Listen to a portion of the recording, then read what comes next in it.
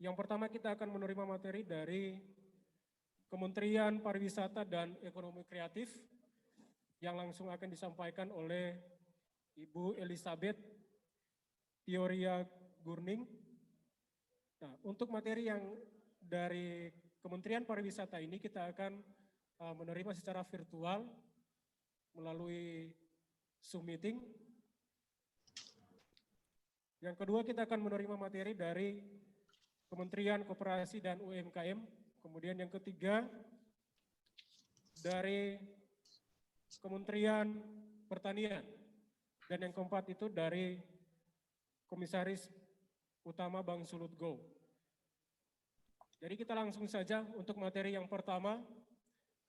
Materi yang pertama akan disampaikan oleh Ibu Elizabeth Tioria Gurning melalui aplikasi Zoom dengan tema peran pemuda dalam pengembangan pariwisata dan UMKM di Sulawesi Utara dengan studi kasus destinasi super prioritas Likupang.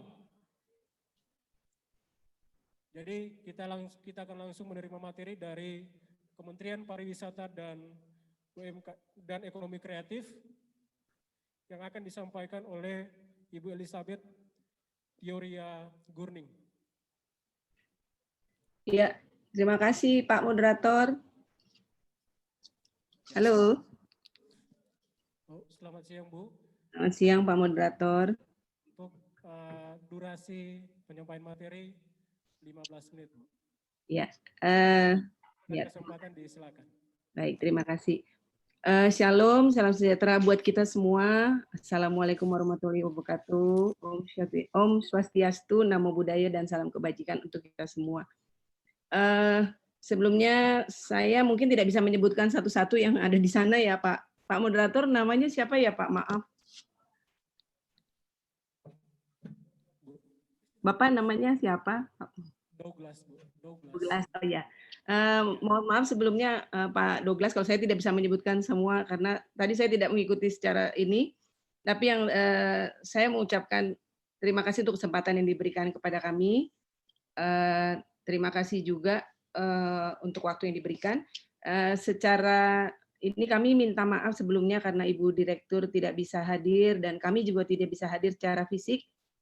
Tapi kami akan berusaha menyampaikan apa yang menjadi program kegiatan kami di Kementerian Pariwisata Ekonomi Kreatif. Kebetulan direktorat kami namanya Direktorat Infrastruktur Fisik, Direktorat Infrastruktur Ekonomi Kreatif. Nah, kami itu ditugasi secara khusus itu untuk ikut membangun infrastruktur di 5 DSP ya, seperti yang disebutkan tadi 5 daerah pariwisata super prioritas. Salah satunya adalah dari yang 5 itu adalah Likupang. Mungkin bisa kita lihat dari sebentar ya. Uli bisa tolong share screen. Mohon maaf Pak Douglas, kami sebenarnya menyiapkannya untuk kegiatan kami secara keseluruhan, tapi karena temanya di sini lebih berhubungan ke pemuda, ke peran pemuda ya, peran pemuda dalam pengembangan pariwisata dan ekonomi kreatif, pariwisata dan UMKM khususnya di Likupang. Jadi kami coba untuk dari share screen nanti kami coba paparkan. Boleh Pak Douglas? Ya. Mohon maaf Bu, kami ya. Sebentar. Saat ini kami mengundang untuk para narasumber untuk bisa berkenan di depan. Oh ya, silakan Pak. Yang pertama dari staf khusus Menteri Koperasi, Bapak Emrisa Adamanik. Kami mengundang untuk bisa tampil ke depan. Dan kemudian yang kedua dari staf khusus Menteri Pertanian, Bapak Yesia Iri Tamalagi. Sekali lagi kami mengundang narasumber kita dari staf khusus Menteri Pertanian, Bapak Yesia Iri Tamalagi, untuk bisa bersama-sama dengan para narasumber yang ada di depan. Terima kasih dan silakan Ibu Elizabeth dilanjutkan. Salam kenal kepada Bapak pembicara dari staf khusus. Mohon maaf, saya duluan Pak memberikan paparan. Nah, kami akan mewakili untuk di acara yang lain lagi. Next, Uli, boleh kami lanjutkan ya Pak Douglas?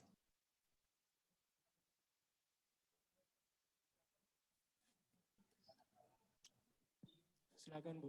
Ya, jadi kalau saya boleh mengulang, maksudnya mengingat kembali di tahun 2000, kalau nggak salah saya di 2017 ya, Kota Manado itu pernah mendapat julukan, pernah menjadi bagian dari Bekraf dulu ya, Badan Ekonomi Kreatif, untuk menjadi kota kreatif dari subsektor musik. Waktu itu kami sempat turun juga di sana dan mengunjungi beberapa paduan suara yang waktu itu kebetulan dibantu oleh Pemkot Manado dan teman-teman komunitas musik, diantaranya adalah Pak Kris, sehingga akhirnya diputuskan bahwa dalam Manado itu mendapat sebutan kota kreatif subsektor musik. Nah, ini sebenarnya bagian dari program kami yang kami lanjutkan setelah kami di Kementerian Pariwisata Ekonomi Kreatif. Cuma untuk saat ini kami tidak tahu sampai seberapa jauh sebutan kota kreatif tersebut dimanfaatkan, maksudnya dipertahankan supaya bisa terus disebut sebagai kota musik. Karena sebenarnya Manado itu sendiri kan paduan suaranya cukup banyak ya Pak ya. Jadi sebenarnya cukup hidup dengan yang ada dari sebagai, kalau dia disebut sebagai kabupaten kota kreatif. Lanjut Uli, lanjut aja dulu. Nah, sebenarnya waktu kami membuat yang namanya program kabupaten kota kreatif itu, kami sebenarnya punya tujuan untuk membuat jejaring ya, dan itu baru bisa kami wujudkan di tahun ini, membuat jejaring dengan sesama kabupaten kota kreatif yang mempunyai subsektor sama. Nah, untuk musik sebenarnya kalau nggak salah tuh baru Kota Manado satu-satunya yang dari 58 kabupaten kota kreatif yang terdaftar di kami, baru satu-satunya Manado yang subsektornya musik. Jadi sepertinya belum bisa berjejaring dengan yang lain ya. Tapi kalau untuk data yang di kami dari 58 kabupaten kota, itu ada beberapa kota yang memiliki subsektor sama. Jadi mereka bisa berjejaring. Nah, ini kalau dikaitkan dengan peran pemuda ya, peran pemuda di dalam pengembangan pariwisata dan UMKM di Sulut, kami pikir ini jejaringnya sebenarnya udah bagus ya untuk kota musik di Kota Manado. Cuma kami nggak tahu seberapa besar pengaruhnya itu bisa untuk meningkatkan PAD di Kota Manadonya sendiri dan Provinsi Sulawesi Utaranya. Karena seharusnya dengan banyak festival atau dengan banyak aktivitas di tempat-tempat yang ada di seluruh Kota Manado, saya pikir akan kelihatan bahwa peran pemuda itu jelas banget ya, walaupun tidak semua peserta dalam paduan suara adalah para pemuda ya. Mungkin bisa dilanjut dulu Uli. Nah, ini nggak usah, next aja. Nah, ini tadi saya sampaikan Pak Douglas bahwa di kami yang namanya Kota Kreatif itu dari tahun 2016 sampai 2020 ada 58 kabupaten kota yang terdaftar. Ini Manado ada di tahun 2017 nih sebagai kota musik. Oh ya, ada temennya sebenarnya. Ada Ambon. Ambon itu kota musik dan sekarang sudah menjadi anggota Kota Kreatif Dunia ya, yang subsektor musik. Mungkin juga nanti bisa Manado belajar sama Ambon bagaimana mereka bisa mengusulkan sebagai kota kreatif musik untuk dunianya. Lanjut dulu Uli. Lanjut aja, ini nggak usah, lanjut. Nah, lanjut dulu, bentar. Yang jejaring. Nah, tadi seperti saya sampaikan bahwa tujuan kami membuat yang namanya kegiatan Kabupaten Kota Kreatif tadi tujuannya adalah untuk membuat jejaring di antara sesama subsektor tadi ya Pak. Nah, untuk tahun ini kami sudah membuat beberapa simpul-simpul untuk jejaring kota kreatif seperti simpul seni pertunjukan, simpul fashion, simpul kuliner, dan simpul aplikasi dan game.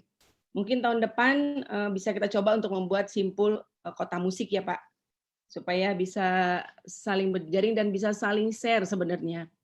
Nah, kalau teman-teman pemuda dari Gamki ya, ingin melihat aktivitas yang namanya jejaring kata kreatif ini, bisa dibuka di IG kami, Kota Kreatif. Di situ kelihatan bahwa kami berusaha untuk membuat jejaring di antara kabupaten kota supaya saling mengenal di antara mulai dari pemerintah kotanya, mulai komunitas kreatifnya, sampai pebisnisnya. Karena kami pikir ya setiap daerah kan punya keunikan masing-masing, tapi begitu mereka berkumpul dan berjejaring, bisa saling mengenal dan bisa saling share ya untuk menambah ilmunya masing-masing, untuk mengembangkan subsektornya di daerah masing-masing. Apalagi tadi kan kalau nggak salah ya, saya sempat mendengar bahwa tujuan dari kegiatan ini adalah untuk meningkatkan kapasitas SDM-nya ya, pengembangan kapasitas SDM para pemuda. Nah, mungkin kalau kita teman-teman ini dari Gamki bisa berjaring dengan Gamki di daerah lain, bisa untuk saling menguatkan, bisa untuk memajukan subsektornya juga gitu. Jadi mungkin bisa saling studi banding, bisa saling share, ya bisa saling belajar lah intinya. Lanjut dulu Uli. Ini yang tadi seperti saya sampaikan, di dalam Kota Kreatif kami ada 5 yang untuk tahun ini kami kembangkan, musik belum termasuk. Kami membuat simpul-simpulnya ini cukup banyak. Simpul seni pertunjukan ada 16 kabupaten kota, kriya ada 14, kuliner ada 13, aplikasi dan pengembang permainan ada 4, fashion ada 3. Mungkin tahun depan bisa musik nih masuk kita buat. Lanjut. Ini nggak usah, ini kolaborasi. Lanjut. Nah, Kota Manado ini pernah kami membuat workshop tentang musik, karena waktu itu kan sudah ditentukan sebagai subsektor musik ya. Kami mencoba membuat, waktu itu kami masih di Bekraf, kami mencoba membuat workshop untuk subsektor musik, dan pesertanya cukup banyak dari di kota Manado, dan juga ada yang dari Bitung juga, cukup tersebar. Dan tahun ini sebenarnya masih ada juga, cuma saya nggak tahu apakah teman-teman Gamki ada yang ikut jadi peserta atau tidak. Ya tujuannya untuk meningkatkan itu ya tadi ya, capacity building-nya masing-masing teman yang memang bergerak dalam subsektor musik. Karena kan yang diajarkan bukan mencipta lagu, tapi bagaimana untuk berusaha memasarkan lagunya, bagaimana memasarkan produk yang dihasilkan, terus bagaimana berjaring dengan kota yang lain, bagaimana memanfaatkan teknologi yang baru, gitu ya. Itu yang diajarkan dengan kami workshop. Mungkin nanti bisa, saya nggak tahu juga ya pesertanya. Tadi seperti saya sampaikan, saya nggak tahu pesertanya apakah ada di dalam anggota Gamki. Tapi ini cukup tersebar di yang ikut jadi peserta di workshop musik di Kota Manado. Kalau nggak salah, akhir bulan ini kita akan mengadakan penutupannya karena sudah berlangsung selama 4 kali dalam tahun ini. Ini sudah berjalan, ini di tahun ketiga untuk workshop musiknya. Selain di Manado, kami juga mengadakan workshop di beberapa tempat, tapi subsektornya tentu berbeda-beda ya. Ada yang kriya kayu, ada kriya kain. Nah, kembali lagi kalau Manado karena memang sudah menyebut sebagai kota musik, jadi kami workshopnya lebih ke musik. Next. Nggak usah, ini next saja.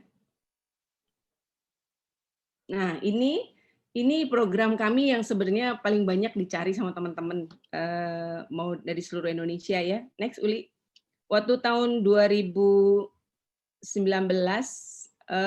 beberapa teman Manado pernah mencoba memasukkan proposal. Tetapi dari hasil seleksi, ternyata teman-teman kan masih banyak yang belum bisa memenuhi kelengkapan yang kami sampaikan dan kriteria yang kami sampaikan. Jadi belum ada yang berhasil. Mungkin tahun ini kalau ada yang mau coba lagi, selama teman-teman atau bapak-bapak dan ibu-ibu di sini termasuk dalam 17 subsektor yang ada di dalam paparan ini, salah satu boleh atau 3 juga boleh, tapi kalau semua subsektor sepertinya tidak akan jadi apa-apa. silakan boleh mengajukan proposal bantuan pemerintah ini kepada kami. Boleh lanjut dulu, Uli? Jadi Banper ini sudah kami lakukan sejak tahun 2017 dan itu sudah tersebar dari Sabang sampai Merauke, cuma Merauke-nya belum.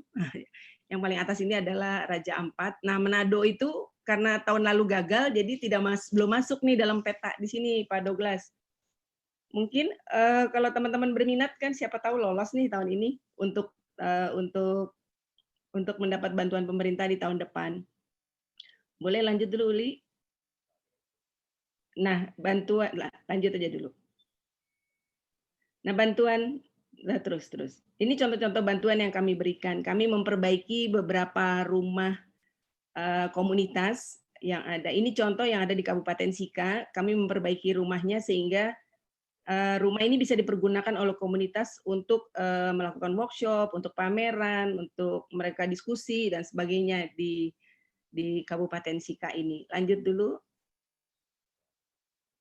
Ini contohnya ada di Padepokan Seni Bagong Kusudiarjo di Jogja, dari yang sudah kelihatan sudah tidak bisa, dari bangunan yang sudah tidak bisa dipergunakan kami perbaiki, akhirnya sekarang jadi bagus lagi dan bisa dipergunakan. Lanjut dulu. Ini untuk sarana yang kami berikan kepada wayang orang Barata itu berupa kostum. Mereka membuat kostum dan sekarang kostumnya itu dipakai sama mereka untuk pertunjukan setiap hari ya. Lanjut dulu dong. Lanjut. Nah, ini jenis bantuan yang bisa kami berikan dari kami itu ada paket 1 dan paket 2. Paket 1 itu revitalisasi infrastruktur fisik ruang kreatif, dan yang kedua adalah sarana ruang kreatif. Yang revitalisasi ini kami memberikan bantuan dengan batas minimal 500 juta dan batas maksimal 3M. Kalau untuk yang sarana ini, bantuannya 2M, tentu termasuk ongkos kirim dan instalasi dan pajak ya termasuk di dalamnya. Dan kami menyarankan kalau teman-teman ingin mengajukan bantuan ini, tolong dicari material yang akan dipergunakan, paling tidak yang berasal dari lokal gitu. Atau ya yang ada tersedia di Indonesia, jangan yang dari luar negeri gitu. Kalau yang paket ketiga ini lebih bersifat direktif. Nah, ini contohnya adalah seperti nanti kalau misalnya Likupang jadi untuk dibuat Creative Hub, nah ini akan masuknya di dalam paket ini. Untuk tahun ini, paket ini kami sudah menggambar di 3 DSP, di Samosir, Mandalika, dan Semarang, satu lagi apa ya? Labuan Bajo. Jadi 3 yang sudah kami gambar dan nanti akan tahun depan akan segera dibangun gitu ya konstruksinya. Nah, kebetulan Likupang ini kemarin kami mencoba cari lokasi di mana kira-kira yang bisa diajak kerjasama. Sepertinya Likupang tuh masih sepi ya Pak Douglas ya, daerahnya ya. Iya, Bu. Jadi kami ya karena situasi pandemi juga. Iya, akhirnya kami mencoba bergeser ke Manado. Kemarin kami mencoba mencari teman-teman yang ada di dalam keanggotaan yang workshop tadi ya, workshop musik. Tapi sepertinya mereka juga agak kesulitan karena rata-rata tidak punya legalitas ya, legalitasnya belum lengkap. Nah, kalaupun mau, mungkin bisa bekerja sama dengan Pemda. Jadi mungkin lahannya lahan Pemda, lahan Pemkot, tapi harus bekerja sama dengan komunitas karena nanti kalau sudah jadi yang namanya bangunan ini di DSP, kalau menurut kami ya, kalau bukan komunitas yang menggerakkan, kayaknya nggak jadi apa-apa gitu ya Pak Douglas ya. Nanti cuma jadi bangunan aja gitu. Sayang. Nah, jadi kalau memang kami kan masih ditugasi untuk mencari di Likupang dan Manado. Kalau memang ada daerah atau ada bangunan yang bisa diusulkan ke kami, yang penting ada kerjasama dengan komunitas yang nanti akan menggerakkan, yang akan menjalankan bangunan tersebut gitu pengelolaannya. Lanjut dulu Uli. Nah, kami punya kegiatan yang namanya Banper ini yang boleh mengusulkan itu kan sebenarnya yang paling utama adalah komunitas ekonomi kreatif. Tadi kembali lagi kayak yang saya bilang tadi, kenapa kami lebih mengutamakan komunitas ekonomi kreatif? Karena yang menggerakkan segala sesuatu sebenarnya adalah komunitas ya. Kalau kami nih kayak pemerintah kan besok bisa dipindahin kemana ya, kita nggak tahu. Jadi kalau memang itu dimiliki oleh si komunitas, diberikan tempat, diberikan ruang, diberikan sarana, kami pikir akan lebih aktif ya untuk meningkatkan, ya paling tidak bisa meningkatkan ekonominya diri sendiri dulu, baru bisa menyumbang ke daerah kan gitu ya. Selain komunitas ekonomi kreatif, kami juga membolehkan pengusul Banper ini ada pemerintah provinsi, kabupaten atau kota, pemerintah desa. Cuma kembali lagi kayak tadi kami sampaikan bahwa harus bekerja sama dengan komunitas kreatif. Tanah boleh, bangunan boleh dari Pemda, asal clear kepemilikannya semua, tapi tetap harus dengan komunitas kerjasamanya. Selain itu juga lembaga adat kami persilahkan kalau memang mau mengajukan Banper diperbolehkan. Lanjut, ini kriteria pengusul. Kalau memang mau mengusulkan, kami minta biasanya, kembali lagi tadi komunitas kreatif. Jadi kami minta 2 tahun sebelumnya sebenarnya sudah bikin apa sih? Jadi sudah ada track record-nya gitu ya, bahwa sudah 2 tahun ini sebenarnya si komunitas kreatif ini sudah cukup aktif, sudah banyak kegiatannya. Nah, terus harus punya rencana juga 2 tahun ke depan. Apa yang mau dicapai dan kegiatannya apa 2 tahun ke depan. Tapi ya itu, kembali lagi kayak kami sampaikan bahwa tahun lalu tuh pun Manado banyak yang nggak lolos tuh gara-gara legalitasnya belum ada. Karena yang utama dari kami adalah pengusul yang 3 tadi, sama harus punya legalitas. Lanjut dulu, Li. Legalitasnya itu harus kalau tidak kalau tidak yayasan, bisa perkumpulan. Nah, jadi kalaupun misalnya teman-teman atau sudah punya kegiatan dari 2 atau 3 tahun yang lalu, tapi legalitasnya belum ada, silakan diatur ya, maksudnya dibikinlah itu legalitasnya. Karena kalau dari pemerintah kan tidak bisa memberikan bantuan kalau tidak ada legalitas ya.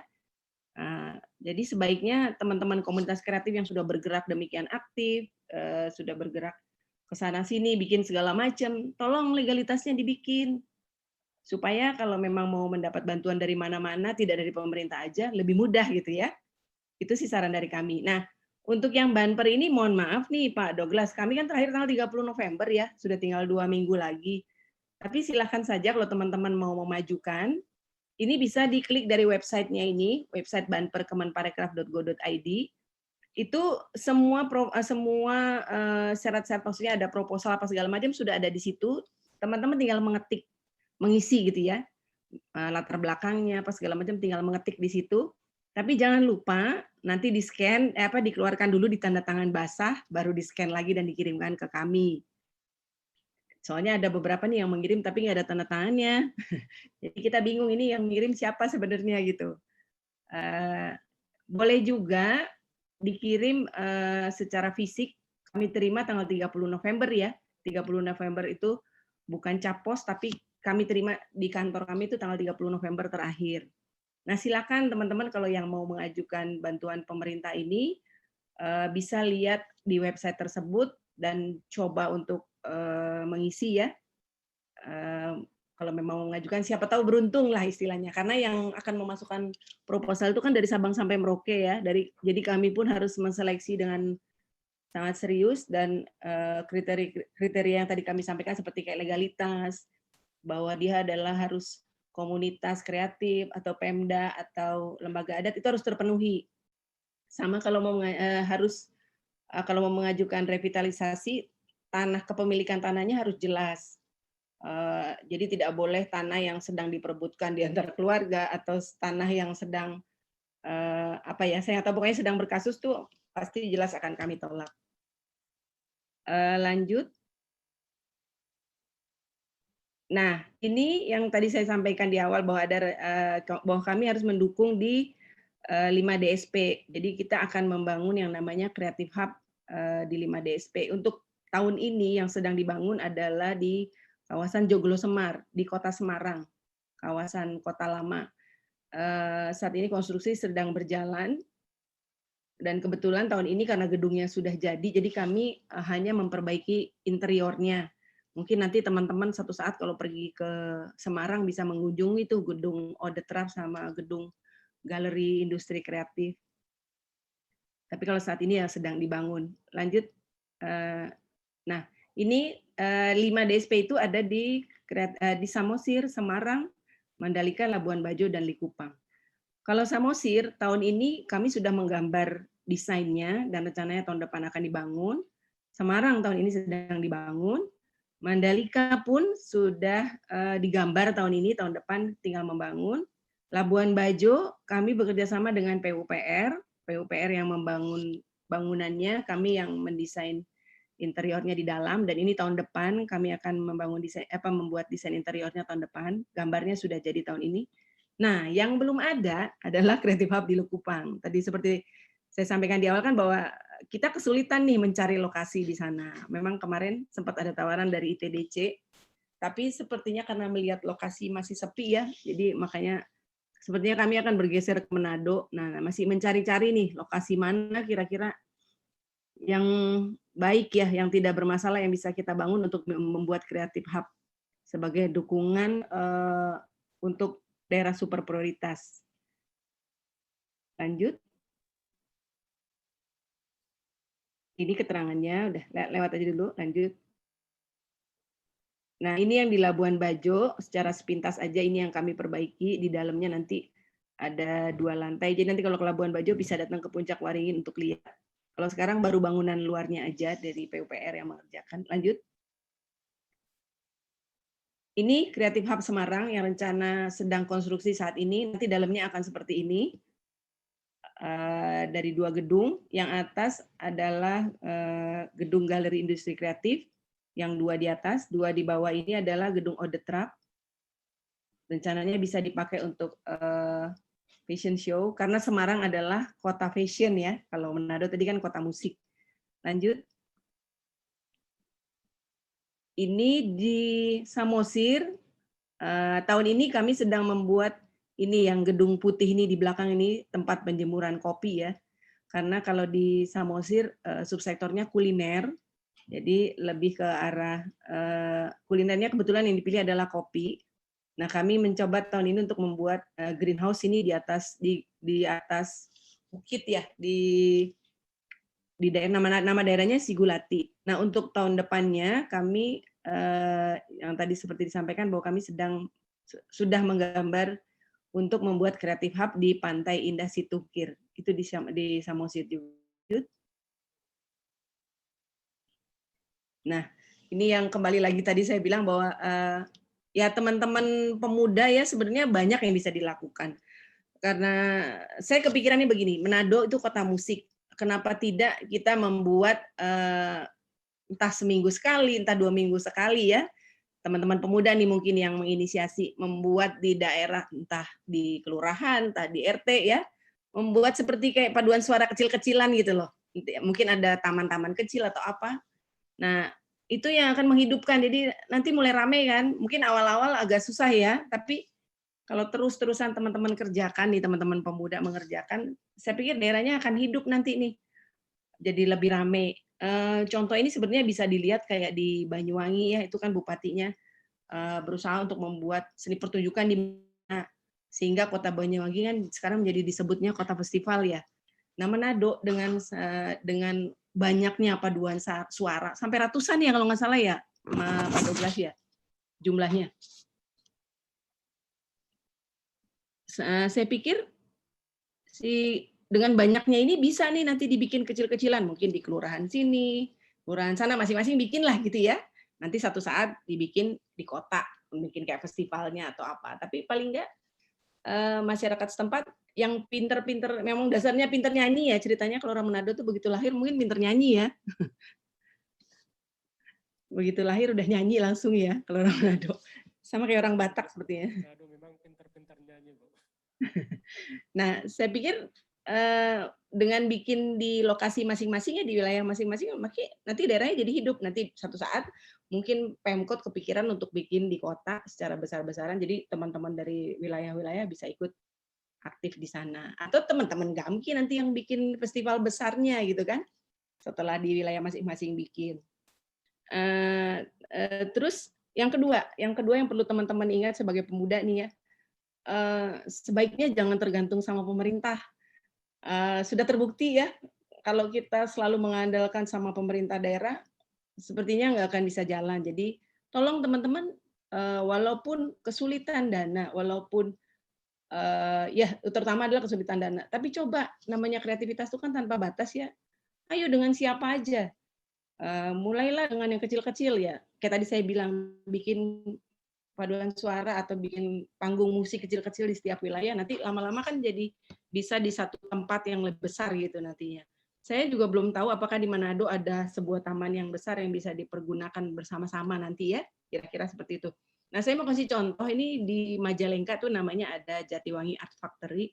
Mereka itu benar-benar bekerja tanpa bantuan pemerintah daerah ya. Mungkin Pak Douglas sama teman-teman dari Gamki nanti bisa coba cek yang namanya JAF itu.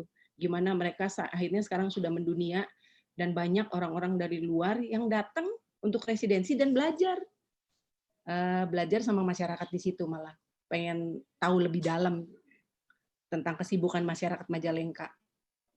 Nah, sekarang memang si JAF ini waktu tahun 2017 pernah kami berikan bantuan yang namanya revitalisasi. Jadi kami memperbaiki pabrik genteng, salah satu anggota dari komunitas terbesar yang ada di sana, yang JAF ini diperbaiki dan sekarang itu dipakai sama mereka setiap bulan untuk berkumpul. Saya nggak tahu apakah selama pandemi itu masih bisa mereka pergunakan setiap bulan atau jadi jarang, maksudnya pertemuannya lebih banyak by Zoom. Tapi yang jelas aktivitas mereka tetap berjalan walaupun selama ini tanpa bantuan dari Pemda. Walaupun untuk terakhir-terakhir ini sekarang memang Pemdanya sepertinya sudah mulai masuk ya membantu mereka. Tapi mereka tetap jalan cari CSR, cari apa dari mana-mana mereka berusaha cari.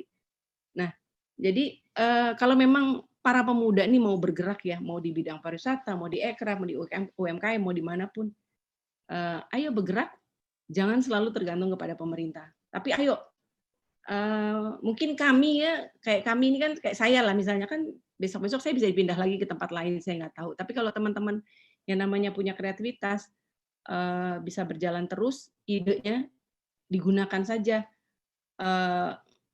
Saya udah lihat nih teman-teman juga yang walaupun terkena pandemi ya, teman-teman yang masuk dalam sebutan sebagai pelaku ekraf tuh malah kayaknya tidak berapa kesulitan. Mereka selalu cari jalan lain lagi untuk apa ya, untuk mendapatkan penghasilan lain lagi dari bidang lain gitu maksudnya. Dari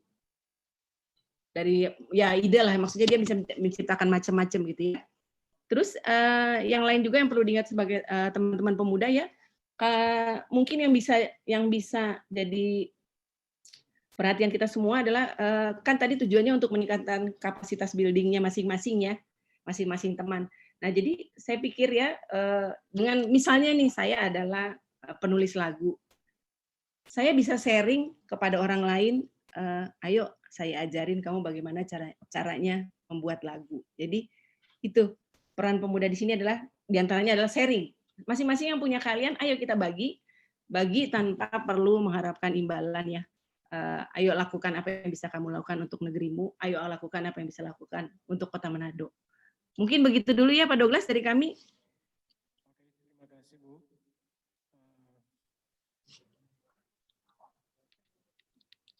Bapak Ibu Saudara-saudara, kita sudah menerima informasi yang cukup menarik dari Kementerian Pariwisata dan Ekonomi Kreatif terkait dengan studi kasus yang diangkat di sini soal destinasi super prioritas di Kupang. Ternyata ada persoalan-persoalan juga yang harus diselesaikan dalam pengembangan di Kupang ini sebagai destinasi super prioritas untuk pariwisata. Dan ternyata ada sektor lain juga yang bisa kita kembangkan selain pariwisata, ternyata ada juga musik. Ya. Ada juga musik yang bisa kita kembangkan dan nanti kita akan diskusikan itu lewat diskusi tanya jawab. Dan untuk diskusi kita akan buat panel, jadi selanjutnya kita akan menerima materi dari narasumber selanjutnya, yaitu dari Kementerian Koperasi dan UMKM yang akan disampaikan oleh Bapak Risa Adadamanik, PhD, dan sebelumnya kami akan membacakan untuk CV dari Pak Risa. Yang pertama untuk pekerjaan sebagai staf khusus Kementerian Koperasi dan UMKM. Kemudian beliau juga merupakan komisaris PT Perikanan Nusantara. Dan untuk pendidikan, beliau menempuh gelar Magister Sarjana pada Universitas Gadjah Mada Yogyakarta, bidang ilmu lingkungan. Kemudian untuk S3-nya itu di Universitas Sains Malaysia, bidang pengelolaan sumber daya alam. Dengan usia yang masih sangat muda, 36 tahun sudah mendapat gelar doktor. Kemudian beliau juga merupakan Ketua Umum Persatuan Nelayan Tradisional Indonesia.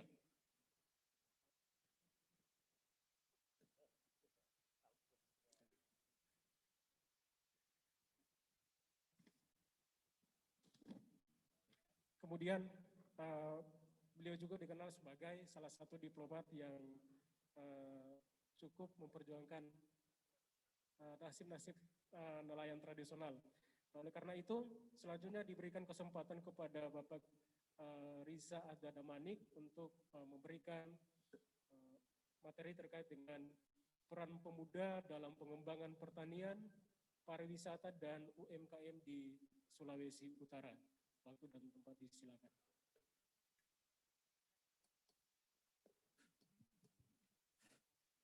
Terima kasih, Bung Moderator, Ibu Elizabeth, Bang Erik, ini ada senior saya ini dari staf khusus Kementerian Pertanian. Saya harus sampaikan begitu duluan ke beliau, nih khawatir nanti saya kualat gitu. Ada Bung Saad, ya ini anak muda yang saya kenal cukup lama, sangat menginspirasi. Jadi kalau tadi Bu Elizabeth punya kegundahan, kekhawatiran soal kemandirian organisasi GAMKI ini, kalau indikatornya Bung Saad, saya yakin GAMKI ini udah beres dengan urusan-urusan kemandirian.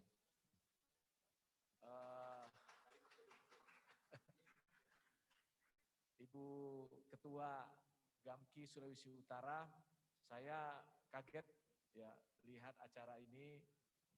Berulang kali saya tanya dengan tim saya, ini benar di tempat ini acaranya? Benar.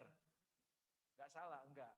Biasanya saat bawa saya ke acara-acara yang tidak di hotel seperti ini berarti ada di tengah pandemi GAMKI mengalami pemulihan ekonomi sepertinya.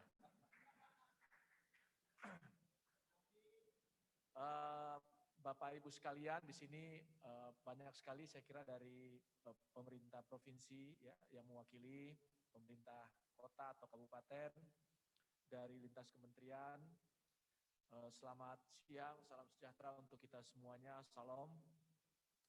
Pada kesempatan yang baik ini, mungkin saya tidak akan panjang, dan mungkin juga tidak akan menyentuh bidang-bidang kreatif, karena tadi sudah disampaikan oleh Ibu Elizabeth, juga mungkin tidak akan menyentuh secara lebih rinci soal-soal pertanian, karena sudah akan disentuh oleh senior kami ya, Bang Erik.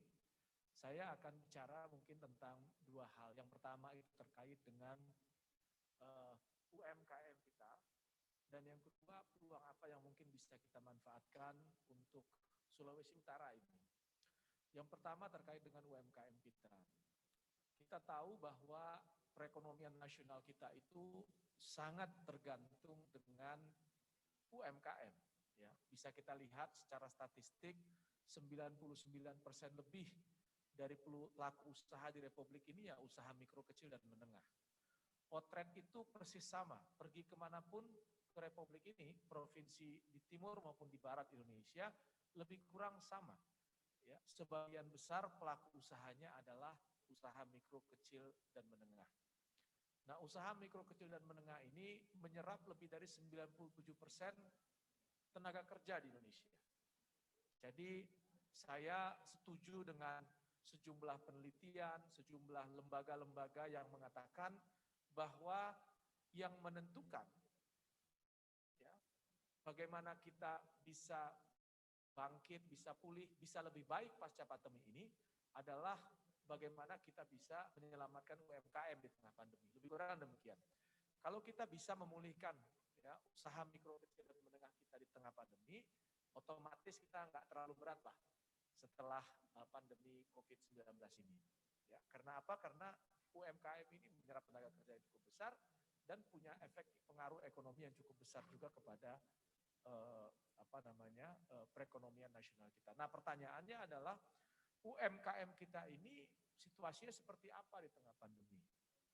Ya, banyak penelitian, banyak yang disampaikan. Ya, kami juga dengar tadi saya datang Pak Kepala Dinas Koperasi di sini mengatakan juga bagaimana situasi UMKM di tengah pandemi. Ya, akibat dari physical distancing, orang lebih banyak tinggal di rumah, sekolah di rumah, bekerja di rumah, dan seterusnya. Pelaku-pelaku UMKM kita itu praktis mengalami ketergangguan. Ketergangguan dalam apa? Hal apa? Ya, umumnya itu pembeliannya berkurang. Kenapa pembeliannya berkurang? Karena sebagian besar daripada UMKM kita, ya umumnya ya itu memilih untuk masih belum digital lah, belum masuk ke dalam ekosistem digital. Ini tantangan buat kita ya, khususnya di tengah pandemi ini, karena statistiknya menunjukkan mereka UMKM yang sudah go digital itu transaksinya justru tumbuh. Ya, yang sudah masuk ke dalam ekosistem digital, yang sudah masuk ke e-commerce misalnya, itu lebih baik transaksinya ketimbang yang belum. Ya, ini satu tantangan yang sekaligus juga sebenarnya jawaban ada di depan. Ya, yang saya pikir peran kita ini di sini ya, di Gamki banyak anak-anak muda yang melek teknologi yang sebagian besar sudah punya handphone. Bahkan tadi di saat Ketua Gamki Sulawesi Utara pidato di depan, semua pada pegang handphone. Saya nggak tahu tuh lagi chatting atau lagi mencatat apa yang disampaikan. Ya, praktis semuanya punya handphone. Jadi kalau handphone itu bisa digunakan untuk membantu pelaku-pelaku usaha kita, ya, untuk bisa tersambung ke dalam ekosistem digital, sehingga orang yang tinggal di rumah, yang sekolah di rumah, begitu ya, tetap bisa melakukan transaksi untuk membeli produk-produk UMKM kita, luar biasa bantuan yang bisa kita berikan kepada UMKM yang di Sulawesi Utara. Saya kira ini satu modalitas yang mungkin bisa dikontribusikan oleh Gamki nanti setelah ini ya. Nah, bila mana ingin mendapatkan pelatihan-pelatihan terkait dengan digitalisasi ini untuk masuk ke dalam ekosistem digital dan seterusnya, kami punya pelatihan-pelatihannya itu. Ya, mungkin nanti ini bisa disinergikan ya, Ibu Ketua dengan kami di Kementerian Koperasi, tapi jangan sekarang. Ya, ini udah akhir tahun ini. Pak Erik tahu persis, tadi beliau bilang beliau dipotong banyak anggarannya. Nah, mungkin bisa nanti di awal tahun kita mulai inisiasi begitu ya, kalau di penghujung ini agak repot. Nah, ini karena sepertinya karena memang terbukti di banyak tempat, tidak hanya di negara kita, di negara-negara lain juga digitalisasi itulah yang bisa memberikan jawaban ya, agar UMKM tetap tumbuh di tengah pandemi. Nah, persoalannya tentu UMKM kita ini kan tidak semuanya melek teknologi. Ya. Kalau kita lihat data statistiknya di tahun 2016, 95% lebih kurang dari UMKM yang ada di sektor pertanian nih, Bang Erik, itu bisa dikatakan satu belum ya masih informal lah, ya belum terdaftar. Yang kedua belum menggunakan komputer tuh, ya belum banyak menggunakan komputer, ya apalagi memanfaatkan ekosistem digital tadi. Nah, anak-anak muda yang ada di Gamki saya kira punya peluang untuk itu, untuk bisa turun ke sana dan memanfaatkan teknologi itu supaya sektor-sektor strategis di UMKM kita di Sulawesi Utara bisa tumbuh dan berkembang. Itu yang pertama. Yang kedua, Sulawesi Utara ini punya potensi sumber daya perikanan yang cukup besar. Ya. Saya saat 2-3 hari lalu menyampaikan ke Pak Menteri, saya berencana untuk hadir memenuhi undangan teman-teman Gamki. Pak Menteri Koperasi langsung menyampaikan kepada saya, Rija, itu Sulawesi Utara perikanannya besar sekali. Kok kita nggak punya koperasi yang besar di Sulawesi Utara yang mendorong sektor perikanan tumbuh? Sebagaimana Jepang itu menjadi negara industri perikanan di dunia yang dikelola oleh koperasi-koperasi yang besar di Jepang. Kalau kita mau lihat kenapa New Zealand terkenal dengan susunya dan menjadi susu terbesar di dunia, itu dikelola oleh koperasi susu yang ada di New Zealand. Kalau kita mau lihat industri pertanian yang besar di Eropa, industri pertanian juga dikelola oleh koperasi yang besar. Rabobank, bank terbesar yang ada di Belanda sana, itu juga ternyata koperasi yang mendorongnya dan seterusnya. Nah, harusnya ya saya membayangkan, Pak Menteri juga menyampaikan, Sulawesi Utara itu harus menjadi rujukan ya, dibangunnya satu koperasi perikanan yang besar, karena disinilah sumber daya perikanannya cukup besar. Nah, saya ingin mengundang teman-teman, ya, salah satu prioritas dari Kementerian Koperasi itu adalah mendorong modernisasi koperasi, ya, digitalisasi koperasi.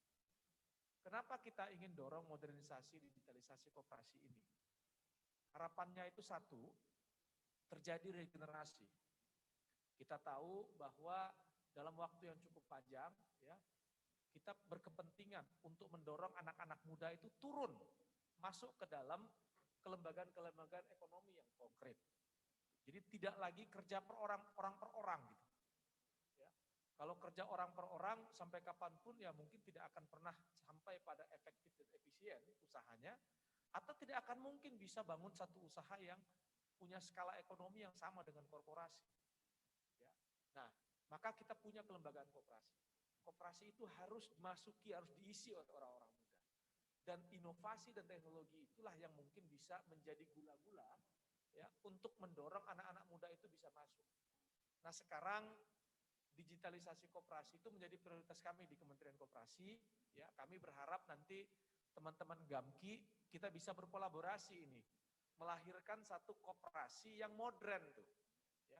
Modern itu bukan berarti nilainya berubah, nilai gotong royongnya berubah, ya, nilai kebersamaannya berubah, bukan itu yang kita mau. Yang kita sebut dengan modern itu caranya itu bisa menyesuaikan dengan perkembangan hari ini. Ya. Nah, ini saya kira sangat mungkin bisa kita lakukan. Saya punya tanda petik lah, ya berharap benar ya dengan Bung Saad dan teman-teman. Ini kita perlu kolaborasikan ini. Koperasinya dibangun dengan benar. Tadi saya tanya dengan Pak Kadis, bisa nggak kita dimulai direkomendasikan koperasi-koperasi yang bergerak di sektor pangan, apakah itu perikanan, pertanian, begitu, yang baik, yang bisa kita mulai perkuat, begitu ya. Ada tapi agak lama ngomong, itu tidak cepat. Ya. Ini berarti kan perlu perlu mikir panjang untuk bisa menemukan nama koperasi yang mumpuni gitu, yang tangguh. Nah, ini perlu bantuan. Ya, GAMKI punya potensi untuk itu. Saya senang sekali tadi Bu Ketua sudah menunjukkan bertani jagung tuh. Ya, sektor pertanian pangan ini, pertanian, perikanan, peternakan adalah satu-satunya sektor yang dalam 2 kuartal terakhir di tengah pandemi tumbuh. Ya, dan tumbuhnya paling besar. Tumbuh yang kedua paling besar itu telekomunikasi. Ya. Jadi sektor pertanian, perikanan, peternakan ini adalah sektor yang saya kira sangat strategis, sekaligus juga membuktikan krisis apapun yang kita akan hadapi, ya, sektor pangan itu tidak tergantikan.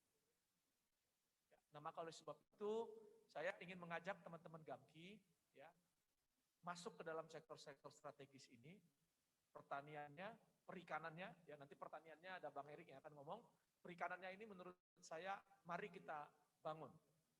Ya, ada beberapa platform digital yang sudah muncul, nanti teman-teman bisa buka itu, ada namanya Aruna. Bagaimana mereka memunculkan aplikasi digital untuk menyambungkan nelayan di satu pulau dengan 7 pasar di luar negeri sana, 7 pasar di 7 negara di luar negeri sana, dengan pasar ekspor, dengan pasar di dalam negeri dan seterusnya, dengan aplikasi digital. Ini adalah anak-anak muda, ya, usianya kurang dari 30 tahun. Ya, usianya kurang dari 30 tahun. Nah, prototipe semacam ini saya kira harus kita kembangkan di banyak daerah. Di Sulawesi Utara harusnya punya itu, karena wilayahnya cukup luas, wilayah kepulauan lagi gitu ya. Ini harusnya punya ya aplikasi-aplikasi yang bisa membantu nelayan-nelayan kita untuk tersambung atau terhubung dengan market. Dan itu sangat mungkin sekali bisa kita lakukan. Nah, kami juga ya di SMESCO, teman-teman semua, ya ada SMESCO, ada BLU-nya Kementerian Koperasi, ini sedang mengembangkan apa yang disebut dengan program Kakak Asuh. Ya, Kakak Asuh ini nanti teman-teman Gamki kalau tertarik bisa kita lihat di situ. Itu membangun satu ekosistemnya. Jadi kalau ada kita lihat ada apa startup yang berpotensi untuk berkembang. Ambil contoh misalnya nanti itu adalah koperasi perikanan yang dibangun oleh Gamki gitu ya. Kita lihat ada potensinya untuk berkembang, lalu membutuhkan kemitraan yang lebih besar lagi, maka kita bisa fasilitasi itu. Ya, apakah itu kaitannya dia supaya onboarding ke dalam marketplace, apakah dia akan membangun platformnya sendiri, atau apakah dia perlu market yang lebih luas, atau apakah dia perlu pembiayaan yang lebih luas lagi. Saya kira ini kita bisa bangun di dalam program KASU. Ya, kami lagi sedang mengembangkan itu. Ya, ini harapannya Pak Menteri 5 tahun ke depan kita punya prototipe ya koperasi pangan yang kuat, baik itu di pertanian, perikanan, peternakan, karena inilah sesungguhnya yang menjadi masa depan Indonesia, masa depan perekonomian nasional kita. Saya kira itu aja yang saya sampaikan. Terima kasih. Selamat siang.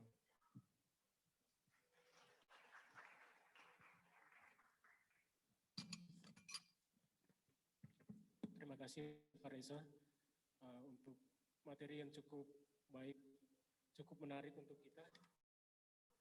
Dan ini menjadi bekal. Ada beberapa get point yang saya coba tangkap dari apa yang disampaikan oleh Pak Reza tadi. Yang pertama, kita sebagai kader-kader Gamki ini didorong untuk mengambil peran dalam mengembangkan UMKM ini yang dari banyak penelitian ternyata masih banyak yang menggunakan cara-cara manual. Nah, kita didorong untuk mengembangkan UMKM ini masuk ke dalam sistem digital dan Kementerian Koperasi memfasilitasi untuk pelatihan digitalisasi itu. Ya, jadi ini peluang kita Gamki untuk berkolaborasi dalam mengembangkan UMKM di Sulawesi Utara. Kemudian yang tadi juga pada sektor kelautan itu juga kita didorong untuk ya, melakukan inovasi-inovasi digitalisasi untuk pengembangan sektor kelautan, khususnya pada tahapan market atau pada penjualan. Baik, selanjutnya nanti kita akan mendengarkan lagi untuk materi selanjutnya yang akan disampaikan oleh Senior Yesia Eri Tamalagi sebagai staf khusus Menteri Pertanian, dan sebelumnya untuk CV dari ada beberapa CV dari Senior Eri.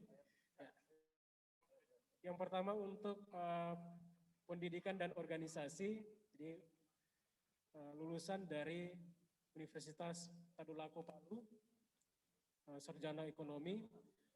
Kemudian pada tahun 1994 sampai dengan 1996 masuk sebagai pengurus pusat GMKI dan pernah juga sebagai pengurus pusat Ikatan Jurnalis Televisi Indonesia pada 1998 sampai dengan 2007.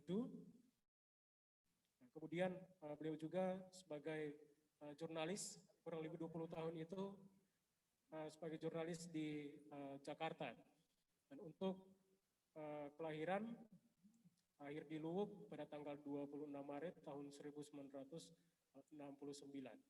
Nah, demikian untuk CV dari Senior Yesia Eri Tamalagi, dan selanjutnya diberikan kesempatan kepada senior untuk memberikan materi yang terkait dengan peran pemuda dalam pengembangan pertanian, pariwisata, dan UMKM di Sulawesi Utara. Waktu dan kesempatan silakan. Terima kasih. Saya kira yang paling tidak bisa saya tolak adalah kalau diminta menjadi narasumber dari gerakan yang ada benang birunya. Itu udah harga mati. Apalagi yang minta seorang sekum yang menjadi kebanggaan ketika dia menjabat menjadi ketua umum GMKI, menjadi kebanggaan kami. Jadi mau tidak mau, saya baru sampai dari Talaut tadi subuh. Tapi saya tahu bahwa Bung Sekum ini minta untuk jadi pembicara, mari terang bicara. Terima kasih banyak untuk teman-teman GAMKI. Coba putar tayangan yang pertama. Ya, video yang pertama. Jadi gini, Bu Elizabeth, Bung Risa udah mulai dengan kalian mendengar itu. Saya mau kalian nonton tayangan, ada nggak? Kenapa teman-teman pemuda, teman-teman milenial itu harus menjadi sesuatu di bidang pertanian? Ya, ada 2 tayangan. Saya minta tayangan yang pertama yang daun di atas daun. Saya mau kasih lihat kalian bagaimana anak-anak muda yang usianya 22 sampai 24 tahun di Lembang itu dengan lahan yang hanya 500 meter persegi, pendapatannya sebulan adalah 800 juta sampai 1 miliar.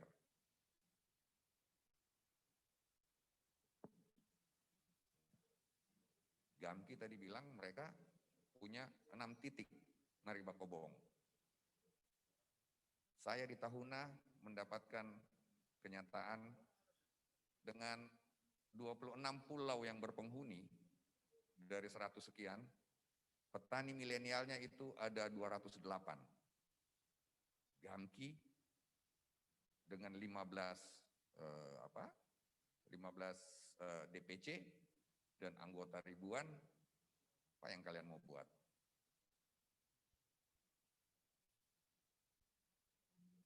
Oh, bukan yang satu.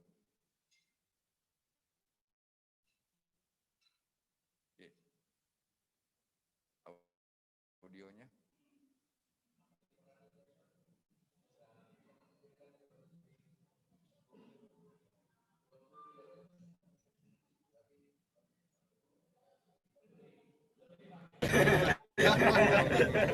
Kalau dari daun-daun ini bisa lebih Pak. Berapa tuh? Kalau saya ada 1 bulan sekitar 800 sampai 800 juta Pak. 800 juta 1 bulan. Luas lahan saya sama kurang lebih 500 meter persegi. Cuman kan kondisi sekarang kayak daun-daun gini kebetulan lagi naik daun Pak.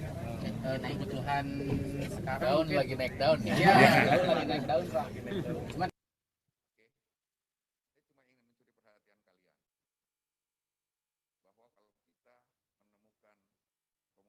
maka kita balik ke materi yang awal. Pertanian itu adalah masa depan kita. Tadi saya cerita dengan Bung Risa, Cak, memang triwulan 3 pertanian, sektor pertanian itu 16,4%, tertinggi loh. Tapi tahukah teman-teman bahwa anggaran kita kemarin itu yang paling besar dipotong, 7 triliun. Dan Kementerian Pertanian harus berpikir out of box untuk tetap menjaga ketahanan pangan. Karena, maaf kata kalau orang Betawi bilang, begitu COVID sembuh, dan kita yakin bahwa COVID itu bukan yang tidak bisa disembuhkan, maka dia butuh makan. Siapa yang harus menyediakan makanan itu? Teman-teman petani. Siapa yang harus berperan di situ? Teman-teman dari Dinas Pertanian. Seluruh Kementerian Pertanian harus bergerak. Kalau teman-teman begitu COVID harus work from home, belajar dari rumah, maka kami selalu ada di lapangan. Kami selalu turun untuk bertemu dengan petani, kami selalu ke daerah, kami bertanya apa yang harus kita lakukan. Nah, hari ini saya mau tanya apa yang harus dilakukan GAMKI untuk menjadi bagian daripada menjaga kedaulatan pangan di Indonesia. Oke, barangkali kita bisa mulai slide-nya. Nah ini, tahun ini kita cuma punya 33,4 juta petani di seluruh Indonesia. Kata bos saya di kantor, namanya itu Syahrul Yassin Limpo, yang kebetulan adalah Menteri Pertanian. Pertanian sangat terbuka bagi generasi muda. Oke bos, saya tidak baca itu bos. Nah, semakin muda semakin kuat, semakin energik, semakin kritis, makin apik kerjanya. Pertanian dengan semangat baru harus diluncurkan seperti membangun perilaku baru dan behavior anak muda untuk mendapatkan pendapatan yang jauh lebih baik dari bidang pertanian. Ini connect dengan apa yang dikemukakan oleh Bung Risa tadi. Oke. Sekarang mari kita bicara Sulawesi Utara. Selain dinas pertanian yang ada di provinsi, juga di kabupaten, maka Kementerian Pertanian itu hadir di sini lewat 3 badan. Yang pertama saya bawa di sini, sebenarnya saya minta 3-3-nya datang, biar teman-teman kalau ada apa-apa di sini bisa langsung akrab. Saya minta berdiri Ibu Stevi. Ibu Stevi ini adalah Kepala BPTP, Balai Pengkajian Teknologi Pertanian. Kalau ada sesuatu, tidak usah lewat saya, datangi kantornya BPTP atau minta nomornya Ibu Stevi nanti, silahkan diskusi di situ. Apa yang terjadi dengan pertanian kalian? Yang kedua ada Balit Palma, itu makanya tadi dibilang Ibu Ketua ini bumi nyur melambai, sudah betul. Maka pertanian menempatkan Balai Penelitian Tanaman Kelapa dan Palma itu ada di sini. Kunjungan saya sebulan yang lalu, kalau tadi Bu Elizabeth sudah bicara tentang Likupang, kami ke sana. Dan kita lihat kelapa-kelapa di sana itu udah tingginya minta ampun.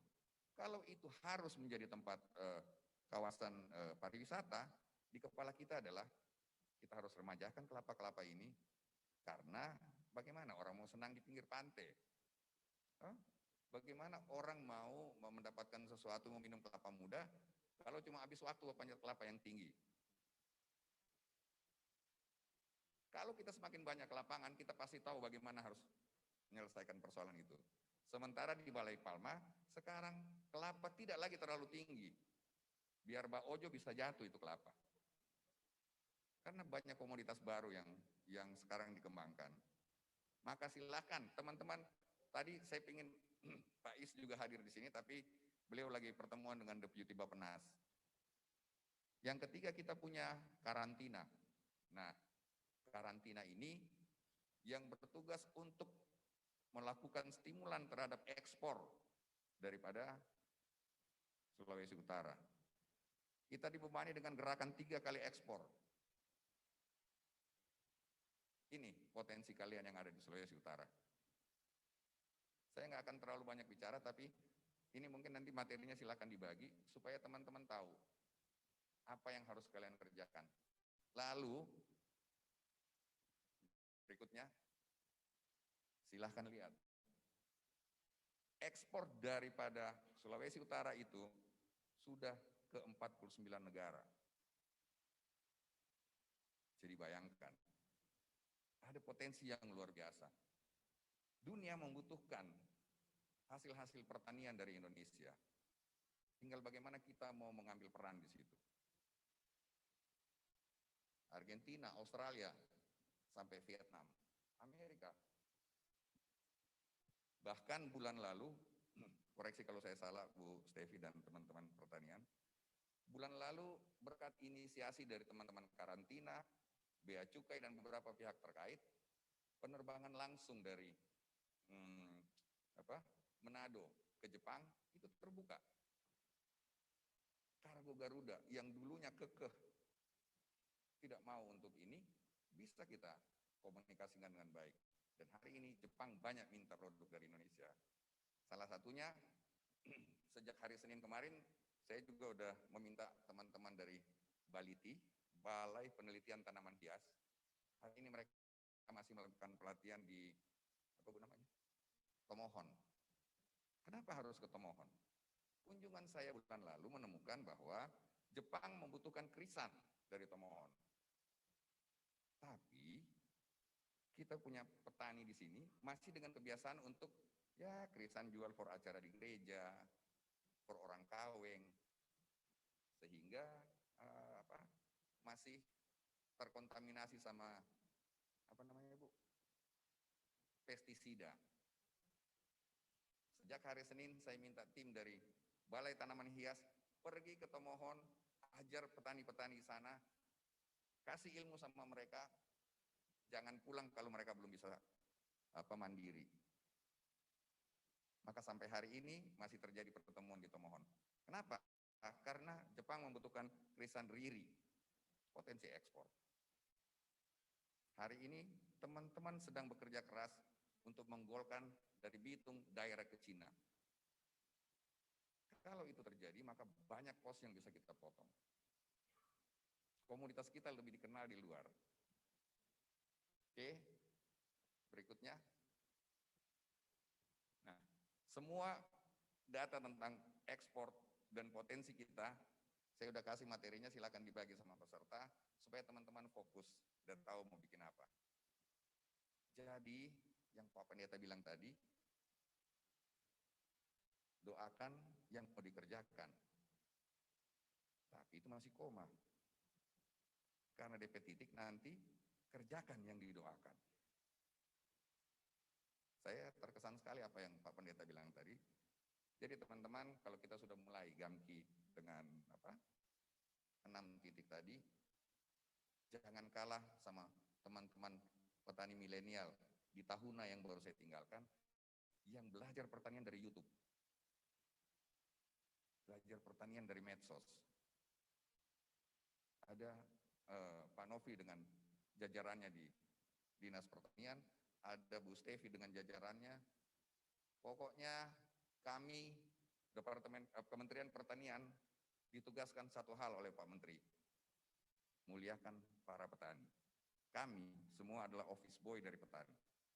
Kalau kemudian teman-teman menjadi bagian dari para petani itu, maka kami adalah office boy kalian. Selamat datang di dunia pertanian.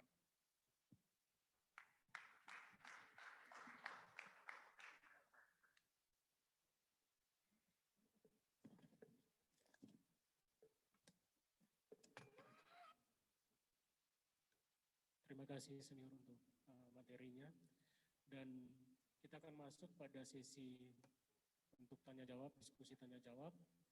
Dan untuk diskusi tanya jawab ini kami buka satu sesi dan dibatasi 3 penanya. Dan karena itu yang mau bertanya angkat tangan, kemudian perkenalkan diri dan sampaikan pertanyaan. Yang pertama dari paling kanan saya, ya, disilakan tampil ke depan.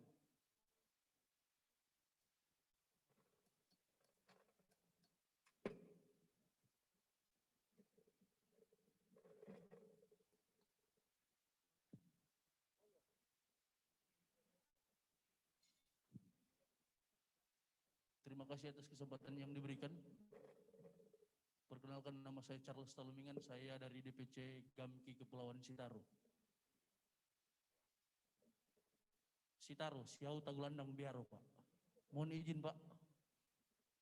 Yang terhormat Sekum, yang saya banggakan Ketua DPD Gamki Sulut serta senior-senior yang ada di depan. Hanya satu pertanyaan saya, Pak, mengenai koperasi. Dalam era global ini, dalam generasi milenial ini, dalam era lebih gaul dibilang 4.0, sangat sedikit kita temukan generasi muda bahkan pemuda untuk bergerak dalam bidang koperasi. Nggak perlu orang mau tutupi kenyataan yang orang dapati. Salah satu alasan yang kita lihat, Pak, di sini, Pak Rizal, tentang mengenai ribetnya untuk pengurusan koperasi itu sendiri. Kami, Pak, dari daerah kepulauan, ada begitu banyak koperasi yang terdaftar di daerah Kepulauan Sitaro, tapi kami tidak mau laporkan secara detail kinerja dinas koperasi terkait yang ada. Tetapi sekedar laporan singkat saja, Pak. Ada beberapa koperasi yang sudah dikata kolaps atau apa, so tidak bergerak dan selalu menerima bantuan dari kementerian, bahkan pemerintah pusat, bahkan pemerintah kabupaten. Ini salah satu masalah yang ada, Pak, yang kami hadapi, di mana kami selaku pemuda ingin berbuat, tetapi kami dengan kendala yang ada yang kami terima tentang pengurusan atau pembentukan syarat-syarat untuk koperasi itu sendiri.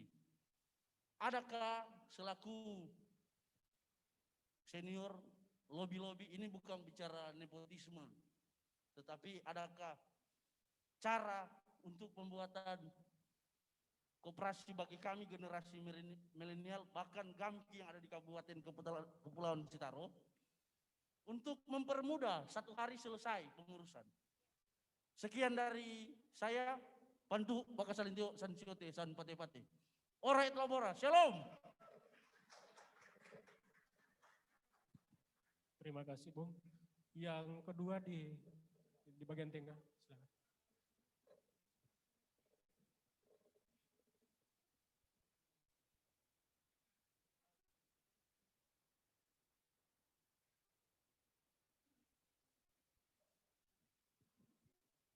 Terima kasih untuk kesempatan yang diberikan. Pertama-tama perkenalkan, nama saya Friendly Lumintang. Saya hadir di sini lewat undangan mewakili Komisi Pemuda Remaja Pucuk Pimpinan KGPM. Kebetulan saya ingin bertanya, tapi pertanyaan saya ini terkait dengan tadi yang telah dipaparkan tentang UMKM, koperasi dan sebagainya. Kebetulan kalau mau berbilang usaha, jujur saya sendiri adalah pelaku usaha. Benar apa yang telah dipaparkan tadi tentang potensi komoditi kelapa di Sulawesi Utara. Saya sangat tertarik itu karena sekarang saya sementara menjalankan itu. Jadi ada beberapa yang menjadi pertanyaan. Sebelumnya sebagai pemberitahuan, saat ini saya dan teman-teman menjalankan usaha ekspor sabut kelapa ke Cina dan Korea. Sekarang kami sedang dan sementara menjalankan ekspor itu, permintaan kami deal dengan pihak Korea 18 kontainer untuk bulan Desember. Satu kontainer itu 19 ton 40 feet. Dan jujur awal kami untuk bagaimana cara itu ada kesulitan-kesulitan untuk kami membuka atau menjalankan usaha itu. Yang pertama untuk pintu ekspor ini. Jadi bagaimana kita menjalankan itu, awalnya kita mencari jalan dan karena masih pengusaha pemula dan ekspor, jadi kita mengambil partner yang sudah lama menjalankan ekspor ini. Dan partner kita adalah perusahaan sabut kelapa dari Banyuwangi. Jadi kita guide mereka buka perusahaan di Sulawesi Utara, di Minahasa Utara, tepatnya di Desa Wori, untuk bangun pabrik. Sekarang baru selesai, dan kita adalah supplier tunggal untuk sabut kelapa. Sekarang kami mensuplai itu per hari minimal 1000 kubik per hari. 1000 kubik per hari atau 22 ton. 22 ton untuk memenuhi target perusahaan untuk ekspor. Dan lanjut yang tadi, kenapa kami menggait perusahaan dari Banyuwangi? Karena kami memiliki kesulitan pintu untuk ekspor langsung. Padahal bahan bakunya paling besar dari sini. Bahkan di Banyuwangi tidak bisa memenuhi target atau kesepakatan supply Gonofu atau sabut kelapa bulan Desember untuk 18 kontainer. Maka dikebutlah ambil supply dari Sulawesi Utara. Dan kerinduan kami pengusaha yang dari teman-teman pengusaha dari Sulawesi Utara, untuk bagaimana kalau sekarang kita untuk ekspor, kita kirim dulu ke Banyuwangi, baru ke Cina. Kerinduan kami bagaimana caranya kami dari Sulawesi Utara langsung ke misalnya Cina. Dan kebetulan tadi saya bersama dengan Pak Victory Palar sempat bercerita-cerita kerinduan kami untuk bisa melakukan kegiatan ekspor ini secara langsung. Dan saya ingin tanyakan, apakah Kementerian Koperasi bisa memfasilitasi kami untuk mendapatkan pintu ekspor? Karena yang sekarang sudah sementara jalan, sangat disayangkan kalau kita harus melalui daerah lain untuk bisa ekspor. di situ ada kesenjangan harga yang cukup jauh, cukup jauh. Kemudian pertanyaan yang kedua, perusahaan kami sudah ada berbentuk PT. Bagaimana cara kami PT ini untuk bisa masuk dalam koperasi atau bisa masuk dalam setiap kegiatan atau bisa mendapatkan fasilitas-fasilitas dari kementerian. Mungkin itu dari saya, terima kasih.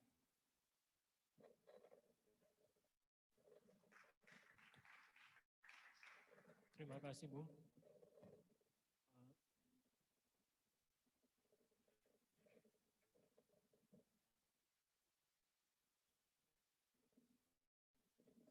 Kami mohon maaf untuk penanya yang ketiga, karena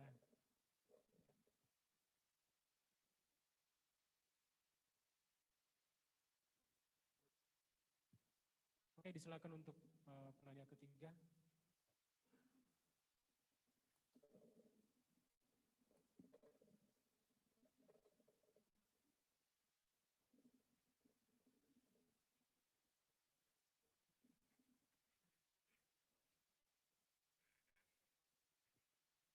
Terima kasih. Nama saya Teni Asa, Ketua Komisi Remaja Sinode Am Gereja-Gereja di Sulawesi Utara Tengah dan Gorontalo. Juga senior GAMPI. Menarik yang disampaikan tadi, baik yang disampaikan oleh dari pertanian maupun Kementerian Ekonomi tapi hal yang mungkin ini jadi masukan, kebetulan saya langsung melakukan praktek. Saya di rumah menanam cabai, ada 230 yang ditanam di polybag dengan halaman rumah cuma sekitar 10 meter kali 7. Walaupun jarak tanam menurut pertanian harus 1 meter supaya daya tumbuh dari cabai itu bisa leluasa. Sekarang saya kalau panen itu, kemarin saya panen 3,5 kg. Harga cabai sekarang di Manado 60.000. Modal saya menanam cabai, satu pohon itu Rp1.000, sampai pada pupuk dan berbuah itu saya hitung keluar itu tidak sampai 100-an ribu. Jadi kalau dia ada 200 cabai itu ya sekitaran 200.000 lah. Saya sudah mulai dari penyiapan benih, polybag, pupuk, sampai pada pestisida, dan juga ada alat penyemprotan. Nah, saya kemudian tawarkan ini menjadi program kami di gereja. Kalau 100 polybag, dia cuma butuh sekitaran 200.000. 264.000. Jadi kalau saya bawa kemarin bentuk 100 kelompok itu ada 20 juta sekian. Nah, kendala kami, apakah harga bisa stabil? Begitu juga ketika kita mau kembangkan usaha, apakah harga bisa stabil? Masih untung rica, cabai ini harganya untuk kondisi sekarang mungkin sampai Desember, apalagi di Sulawesi Utara karena akan menyambut Natal, harganya bisa naik.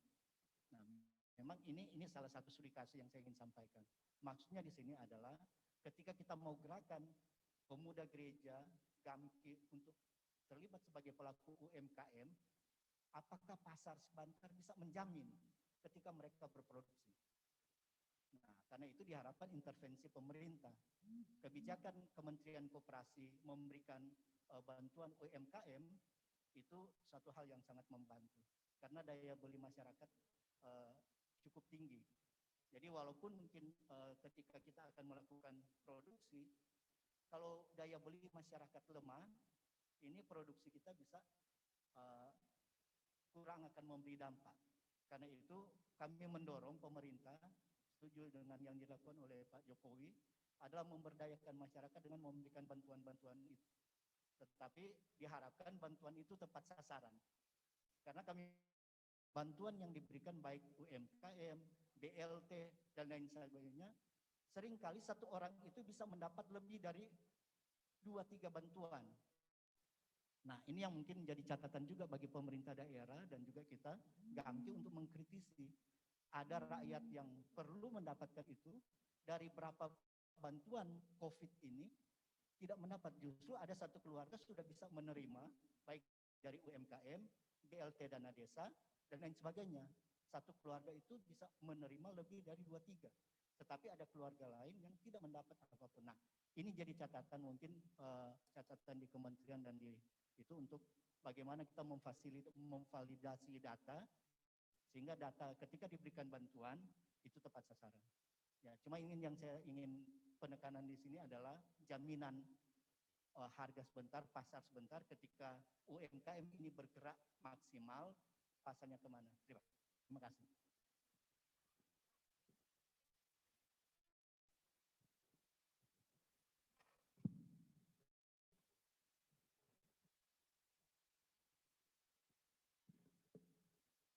Terima kasih untuk ketiga penanya. Jadi langsung saja akan dijawab oleh para narasumber. Untuk pertanyaan yang pertama tadi ya ditujukan kepada Pak Riza terkait dengan ribetnya administrasi untuk pengurusan koperasi dan kemudian bagaimana kiat-kiat untuk membuat koperasi. Itu untuk pertanyaan yang pertama. Kemudian yang kedua mungkin lebih pada Pak Senior Eri ya. Untuk petunjuk untuk pintu ekspor langsung yang usaha yang sudah dilakukan tadi untuk sabuk kelapa itu. Jadi petunjuk pintu ekspor langsung sabuk kelapa ke luar negeri, misalnya ke Cina. Nah, kemudian poin yang kedua untuk pertanyaan yang kedua tadi, apakah bisa untuk PT itu masuk pada koperasi dan kemudian mendapat bantuan dari pemerintah. Nah, kemudian yang ketiga tadi, untuk pertanyaan yang ketiga, bagaimana jaminan pasar terhadap hasil dari UMKM. Disilakan yang pertama kepada Pak Riza.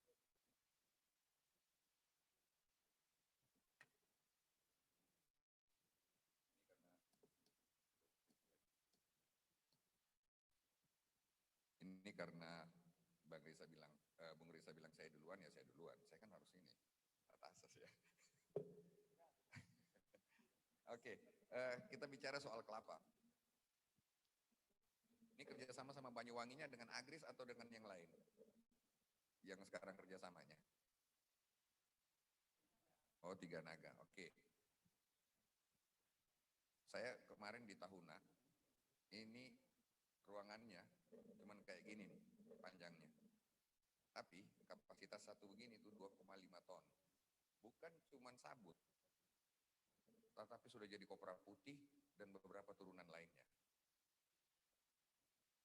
Dan dia masih akan mengembangkan sayap sampai di Maluku Utara. Ada seorang anak muda yang dari Jawa Timur datang dengan ini, kebetulan begitu kita tanya-tanya, basicnya Ansor. Wah, langsung ketemu kita kalau bicara soal kerakyatan sama dia. Dan dia sekarang ada di Tahuna. Teman-teman, jangan takut bicara tentang bagaimana mencarikan buyer buat kalian dan bagaimana mengirim itu. Ada namanya Doni Saragih di sini. Dia kepala karantina. Nanti kita kasih nomor teleponnya. Dan pertemuan-pertemuan yang selalu menghasilkan hal-hal yang luar biasa itu hanya dimulai di warung kopi. Membuka pintu ekspor ke Jepang aja dimulai dengan informal meeting di warung kopi, lalu lebih taktis. Jadi teman-teman nggak usah takut bahwa kalian nggak akan bisa disambungkan dengan buyer-buyer di luar negeri. Itu menjadi tanggung jawab kami untuk memasarkan produk-produk kalian. Kalau masih ini minta itu, ada di ujung sana, itu dari karantina juga, yang menjadi sespri saya, namanya Gema. Minta nomor teleponnya, ada apa-apa tentang karantina, langsung. Supaya kita tidak basa-basi, kan gitu. Yang kedua soal apa? Kalau soal bagaimana, apakah kemudian bisa mendapatkan kredit perusahaan itu, silakan bicara dengan Bung Riza nanti biar beliau yang menjelaskan. Tapi sebenarnya gini teman-teman, Pak Menteri itu bahkan pernah menawarkan misalnya kepada Al Khairat di Palu ya, di tempat saya, gimana caranya supaya Al Khairat ini mau untuk masuk dalam ikut terlibat dalam pertanian.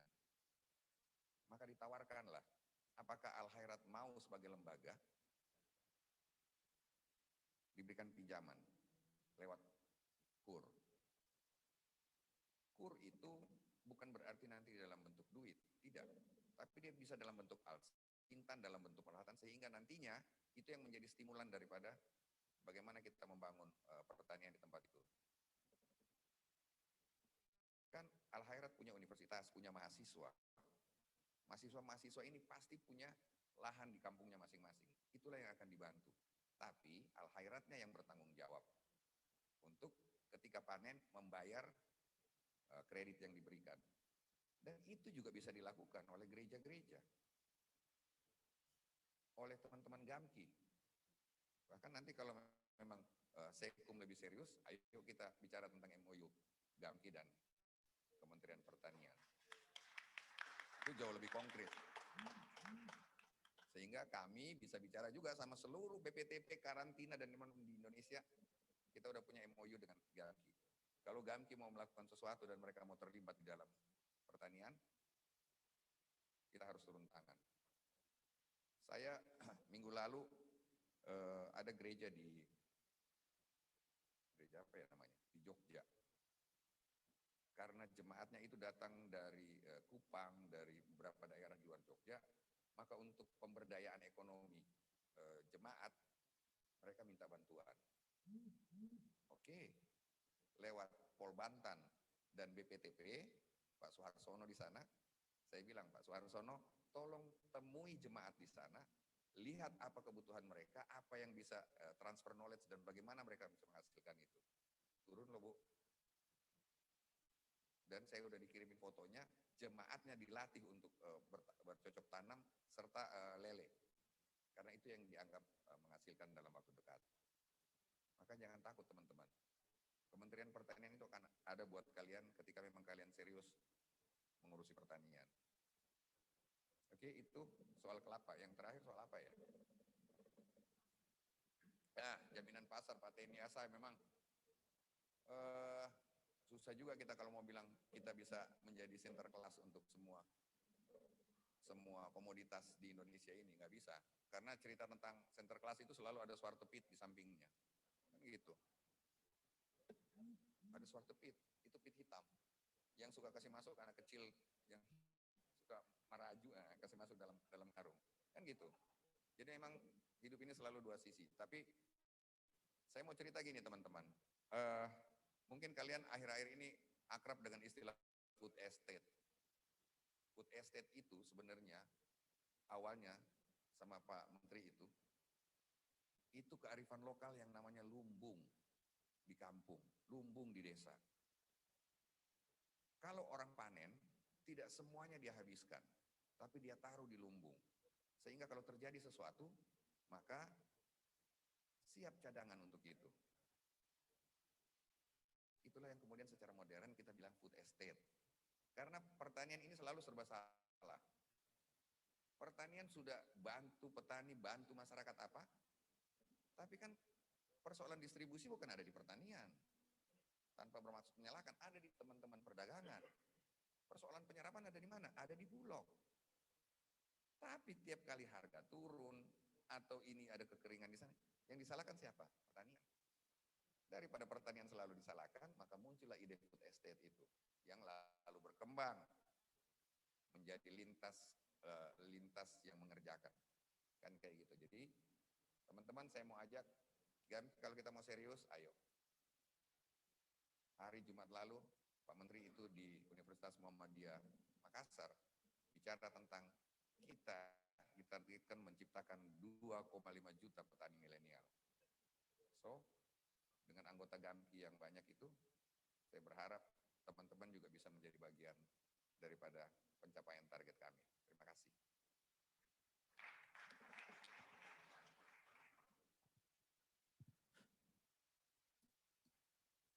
Baik, saya mungkin secara umum ingin mengawali begini. Ada satu ilustrasi cerita yang menarik nih dari Bogor. Di awal pandemi itu ada satu koperasi kopi yang kita datengin. Sorry, bukan toko susu. Koperasi susu. Ya, ada satu koperasi susu di Bogor yang sebelum pandemi itu pendapatannya atau kapasitas produksinya sekitar 12 ton. Di tengah pandemi turun jadi 8 ton. Rugi, ya rugi. Turun produksinya, benar turun. Tapi ternyata efeknya secara ekonomi kepada anggota tidak terlalu besar. Kenapa tidak terlalu besar? Karena mereka itu berkoperasi, tidak perorangan. Koperasi ini kalau lagi ada untung, untungnya dibagi rata. Pun kalau ada rugi, ruginya dibagi rata sehingga risikonya menjadi lebih kecil. Ya, jadi ini prinsip dasar yang saya kira teman-teman harus pegang itu. Saya berharap benar, sangat menganjurkan teman-teman Gamki harus punya tuh prototipe koperasi yang sehat, yang bagus. Ya. Yang kalau untung bukan hanya ketuanya yang untung, tapi seluruh anggotanya mendapatkan keuntungan yang sama. Dan kalau rugi, seperti krisis yang sedang kita hadapi saat ini, kerugiannya itu sedikit terasa impaknya karena dibagi rata kepada seluruh anggotanya. Seperti koperasi susu tadi. Ya, ini prinsip dasarnya. Nah, jadi kalau seandainya ada keinginan tadi dari Bung tadi ya, ingin bangun koperasi, saya kira ya memang harus didukung dan harus diberikan kemudahan. Ada dinas koperasi saya kira di sini tadi ya, ya Pak ya. Nanti mungkin tukar-tukar kontakan juga tuh kalau memang sulit. Kontak saya mungkin bisa dicatat Bung. 0818773515. Ya.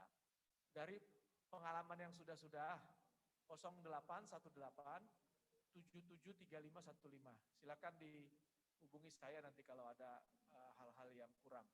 Tapi pada intinya harusnya saat ini orang buat koperasi jauh lebih mudah, harusnya. Ya, saya pernah mendengar orang sulit berkoperasi itu. Sebelum saya masuk Kementerian Koperasi, ya, dalam kapasitas saya sebagai ketua umum organisasi nelayan, nelayan sulit sekali dapat koperasi, masuk koperasi.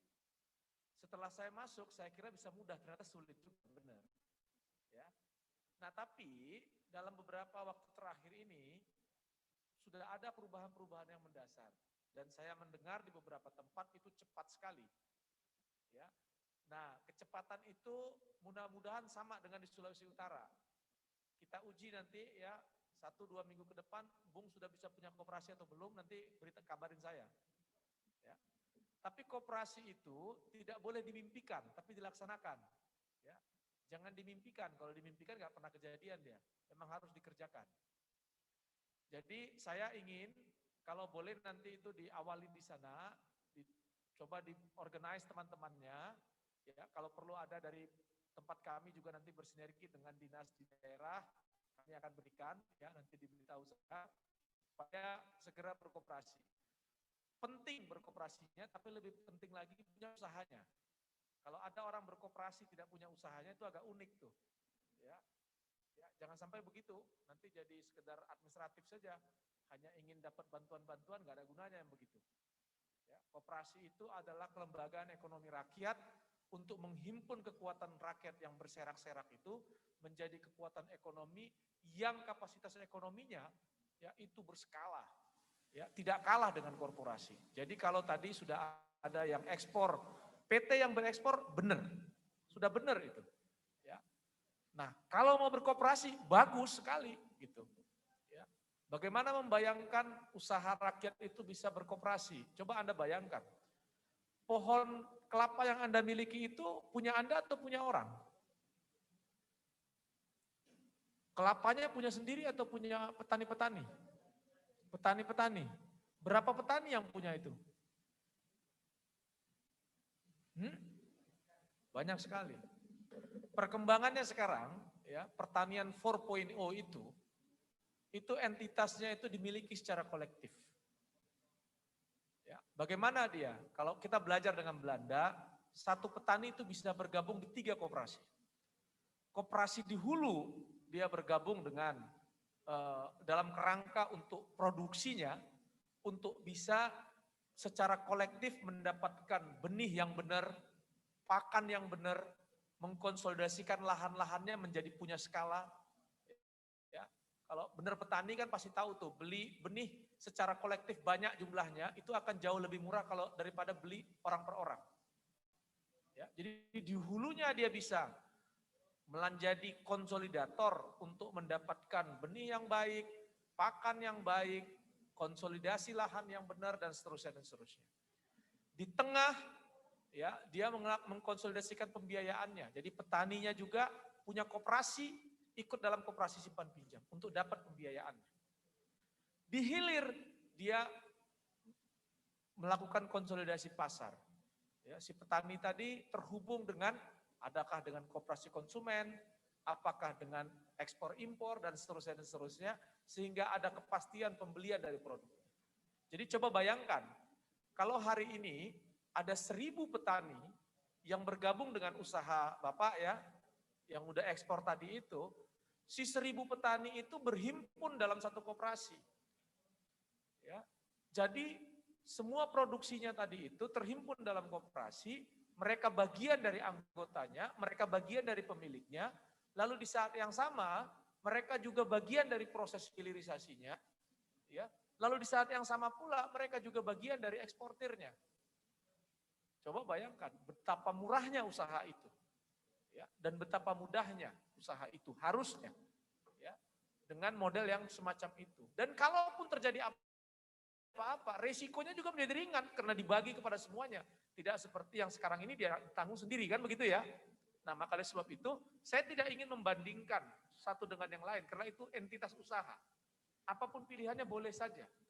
Tapi yang ringan bagi rakyat, yang mudah bagi rakyat dalam kapasitas usahanya yang sangat terbatas adalah membangun koperasi.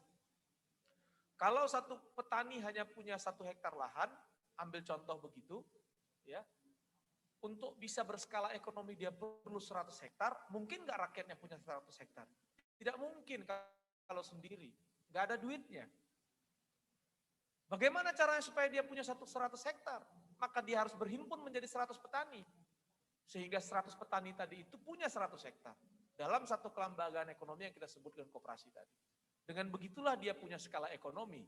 Dengan demikianlah dia bisa berproduksi dengan entitas tunggal tadi itu secara sustain bisa menyuplai produksi hasil produksinya. Itulah saya kira logiknya sih. Jadi kalau ditanya apakah mungkin kami bisa menjadi koperasi? Sangat bisa. Organisir sekarang petani-petaninya yang menyuplai bahan baku tadi ke tempat Bapak, ya, supaya mereka bagian dari koperasi itu. Lalu juga organisir kelompok-kelompok masyarakatnya yang ikut mengolahnya. Jadi bayangkan kalau dari hulu hilirnya itu sudah terorganisir dalam satu koperasi, berarti unit usahanya sudah lengkap tuh.